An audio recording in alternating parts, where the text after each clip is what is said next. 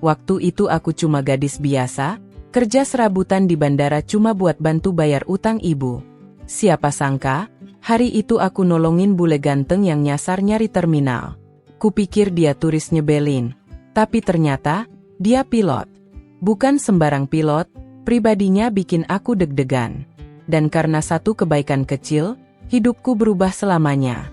Sebelum lanjut, jangan lupa absen dulu di kolom komen dari kota mana Anda menonton video ini. Dan pasti jangan lupa subscribe dulu. Saya doakan yang sudah klik subscribe rezekinya lancar. Amin. Hari itu panas terik. Aku masih mengenakan rompi oranye kusam bertuliskan, volunteer translator. Pekerjaan sambilanku ini nggak digaji, tapi dari sinilah kadang aku dapat uang tip buat beli makan dan nyicil utang ibu ke koperasi. Bandara Soekarno-Hatta penuh sesak. Aku sedang berdiri di dekat konter informasi ketika seorang pria bule tinggi, sekitar 185 cm, rambut pirang, kulit putih, matanya biru jernih seperti langit sore, tampak kebingungan. Ia menenteng koper besar dan selembar boarding pass yang tampak kusut. "Hey, excuse me," katanya, mendekat dengan kening berkerut. Aku refleks tersenyum. "Yes, can I help you?" "Saya, Terminal 2 domestik? I think I'm lost," katanya dengan logat yang anehnya terdengar menggemaskan. Aku mengangguk. "Oh, you need to take the shuttle bus. You are at international arrivals, not domestic departures." Pria itu tampak frustrasi. "I'm a pilot. I should have known better. His airport as layout is insane." Aku terkejut. "You are a pilot?" Ia tersenyum malu. "Yah, my name is Alex. Captain Alex Charter." Aku membeku sesaat. Seorang kapten? Dan dia tersesat? Dengan spontan, aku menawarkan untuk mengantarnya ke terminal yang dia cari. Sepanjang perjalanan naik shuttle bus, kami mengobrol. Dia bercerita bahwa ini pertama kalinya dia mendarat di Jakarta, dan dia sedang transit menuju Surabaya untuk membawa pesawat baru ke Amerika. Kami tertawa, berbagi cerita, bahkan sempat selfie berdua karena dia bilang aku orang Indonesia pertama yang bikin dia merasa disambut.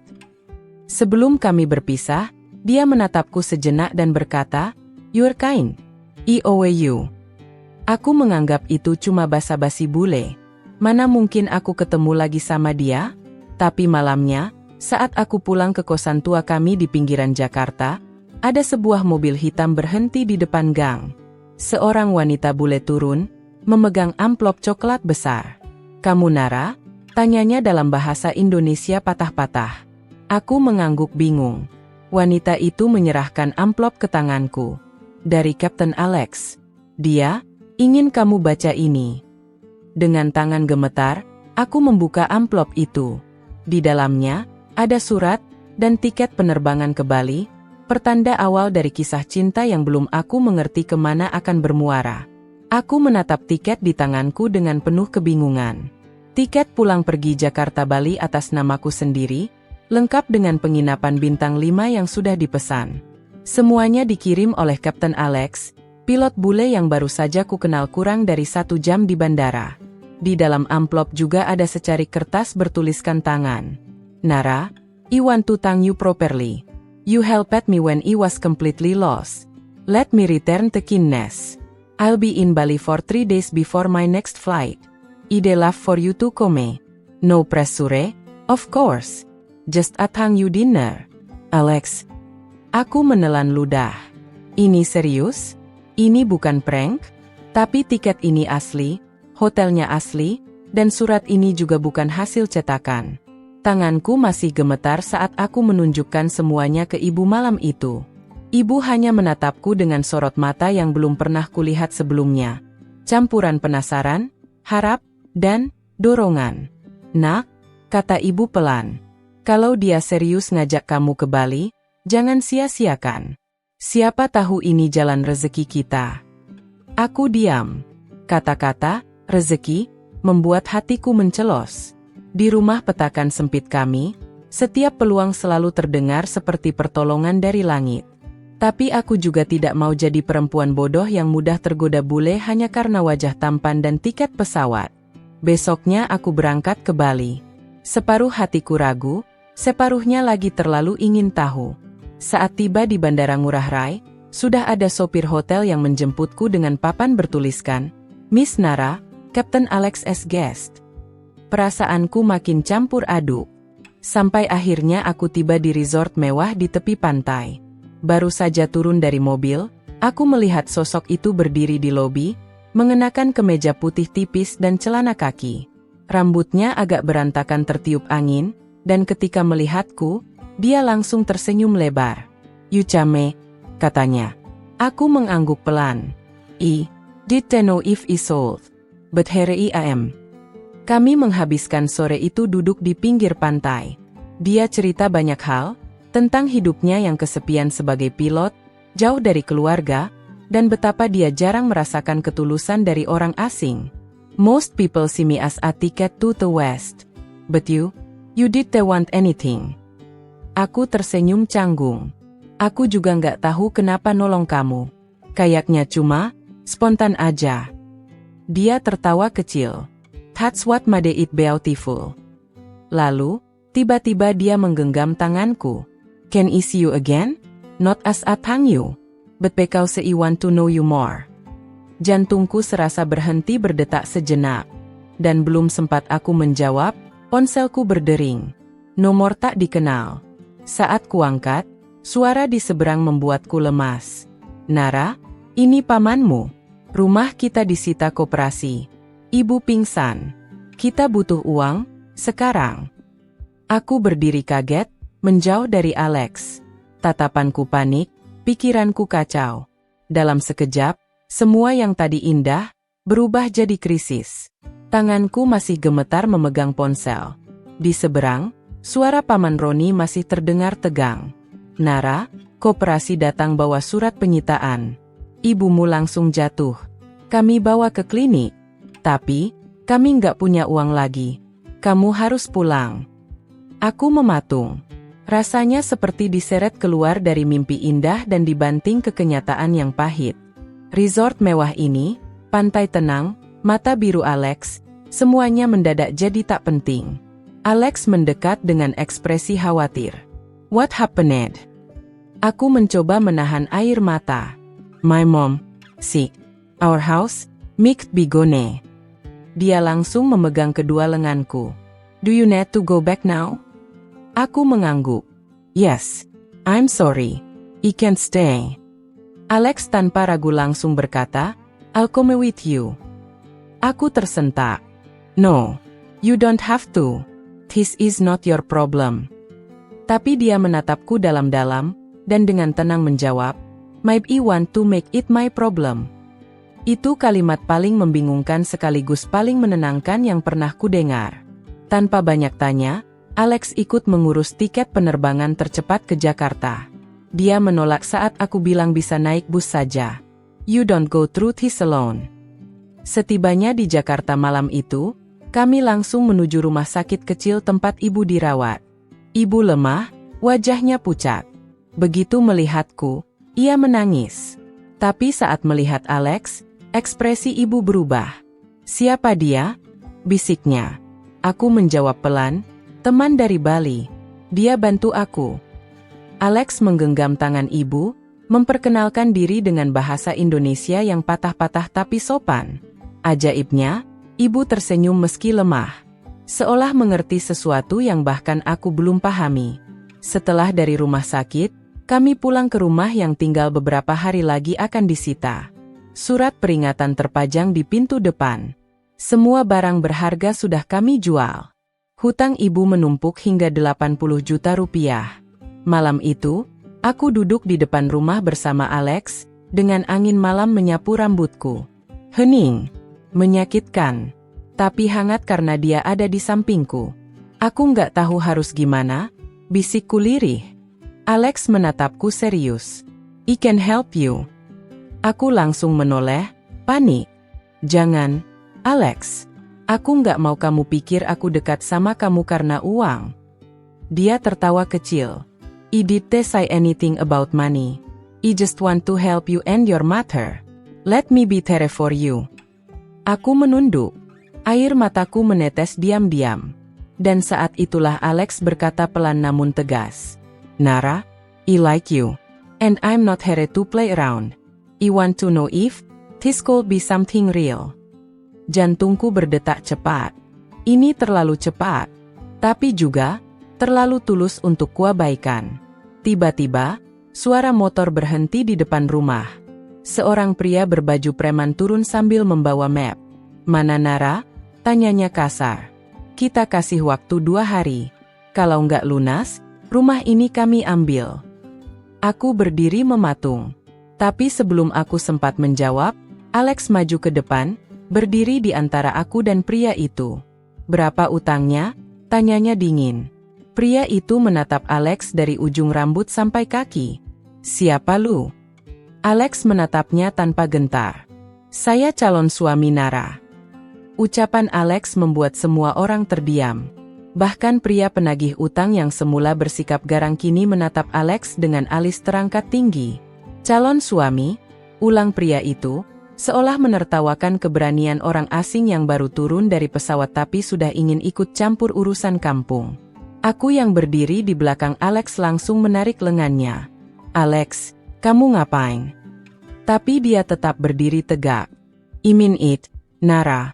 I'm not letting them take your home. Or your dignity. Pria itu terkekeh. Kalau benar mau nikah, lunasin dulu utangnya. 2 hari, paham? Dia pergi dengan suara motor yang meraung. Sisa malam itu seperti dalam kabut. Ibu masih di rumah sakit, aku duduk terpaku di teras, dan Alex duduk di sebelahku seperti batu karang yang tidak tergoyahkan. Aku menatapnya dengan mata berkaca-kaca. Kamu nggak harus melakukan semua ini. Aku bisa cari cara lain. Alex menggeleng. You helped me without asking for anything. Now let me help you, because I want to, not because I have to. Aku masih tidak percaya. Bagaimana mungkin pria sebaik ini benar-benar ada? Keesokan paginya, Alex datang ke rumah dengan setelan rapi. Di tangannya, ada tas kecil dan surat pernyataan dari notaris. Aku sudah lunasi semua utang ibumu. Rumah ini aman sekarang, katanya sambil menyerahkan dokumen itu padaku. Dunia seolah berhenti berputar. Tanganku bergetar saat membuka surat itu. Nama ibu, jumlah utang, tanda lunas. Semuanya ada. Aku menjatuhkan diri ke kursi, menangis terisak. Kenapa kamu melakukan ini? Kamu bahkan belum kenal aku lama. Alex berlutut di hadapanku. Serius. Matanya menatap langsung ke dalam hatiku. Because so many mess, when you know, you just know. Dia mengeluarkan kotak kecil dari sakunya.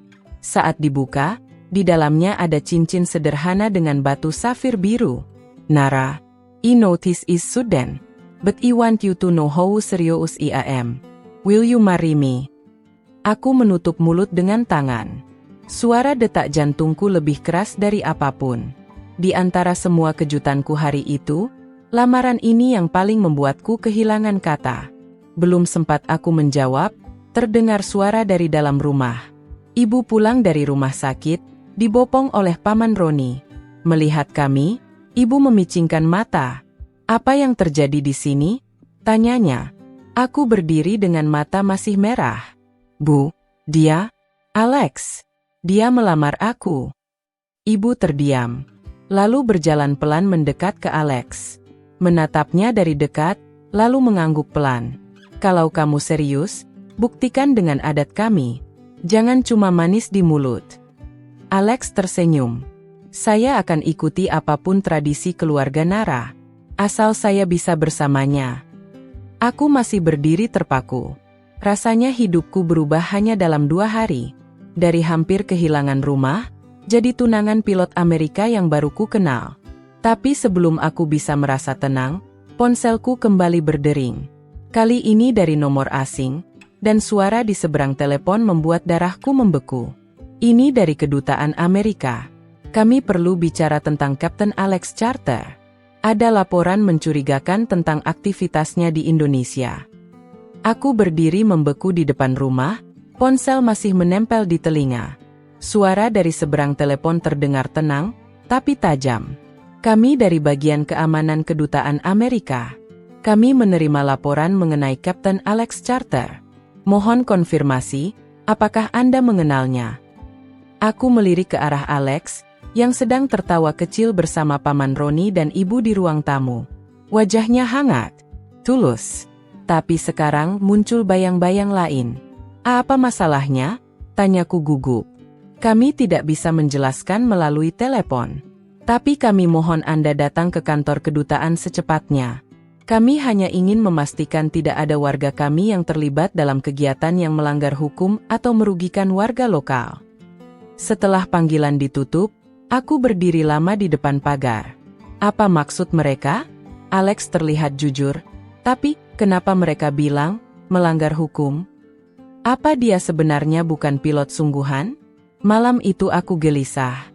Tatapan Alex selalu hangat setiap kali menatapku. Tapi sekarang aku mulai melihatnya dengan kacamata yang berbeda.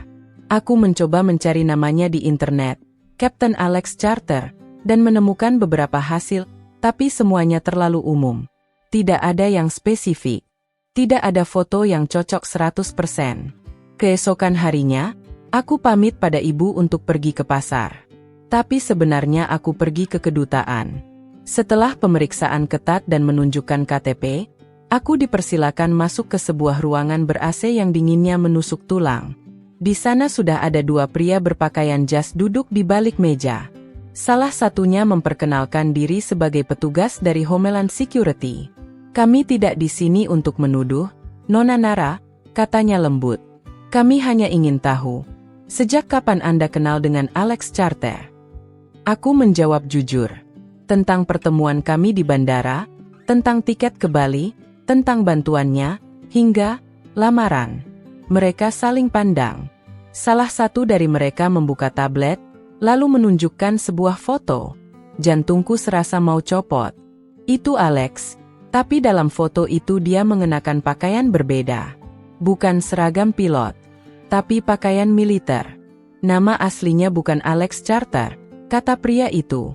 Dia adalah mantan tentara Amerika, pasukan khusus. Setelah pensiun, dia bekerja sebagai pilot freelance. Tapi dia juga terlibat dalam operasi intelijen sipil di Asia Tenggara.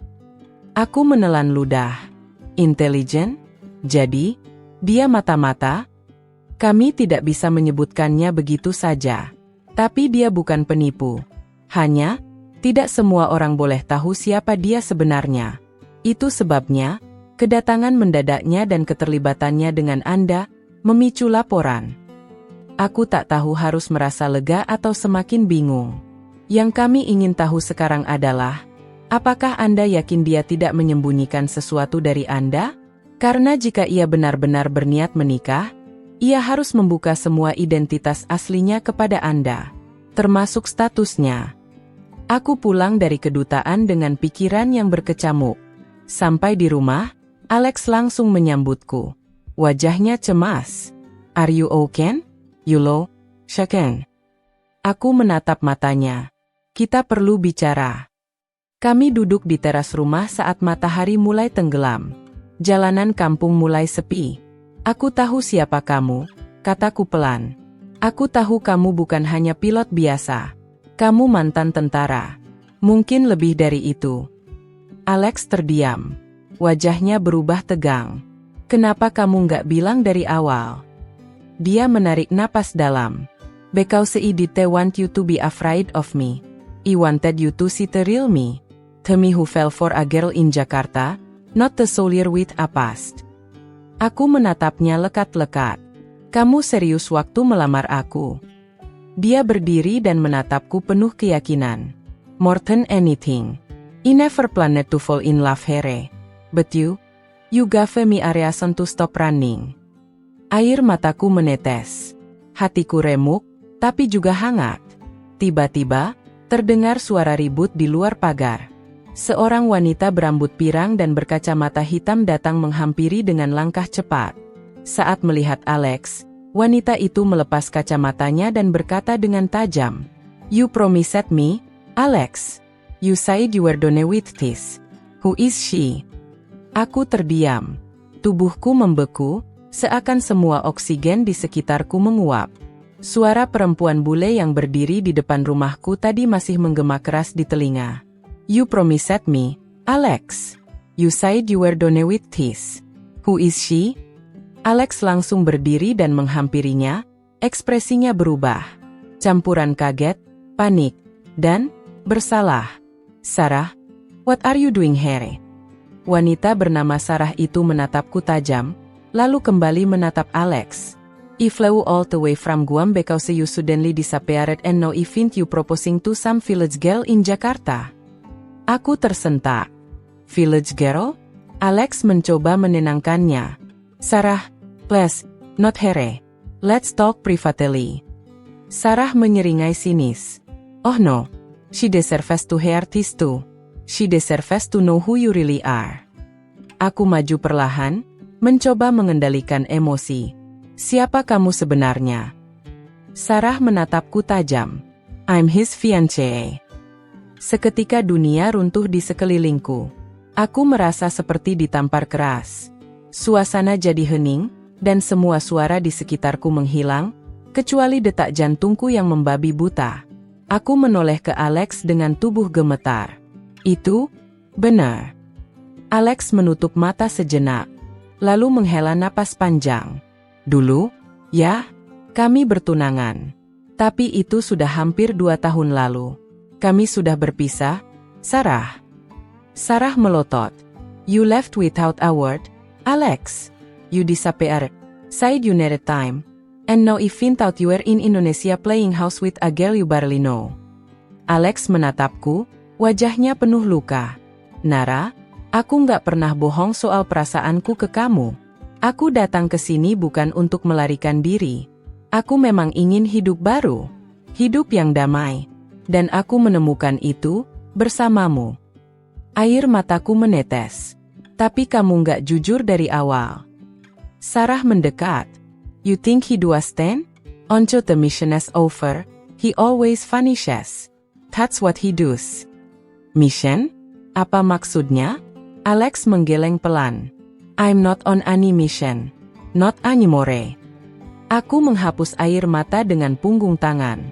Tapi kamu tetap menyembunyikan masa lalu kamu dari aku. Kalau aku nggak ditelepon kedutaan, kamu bakal bilang. Dia terdiam. Dan saat itulah hatiku hancur. Alex, kamu terlalu cepat masuk ke hidup aku. Terlalu cepat membuat aku percaya. Tapi juga terlalu cepat menyimpan rahasia. Aku berbalik dan masuk ke dalam rumah. Ibu mencoba menahanku, tapi aku hanya menggeleng. Malam itu, aku mengurung diri di kamar. Tidak ada kata, tidak ada air mata lagi yang bisa keluar. Hanya kebisuan. Esok harinya, Alex sudah pergi. Begitu pula Sarah. Tidak ada pesan. Tidak ada kabar. Seolah semuanya hanya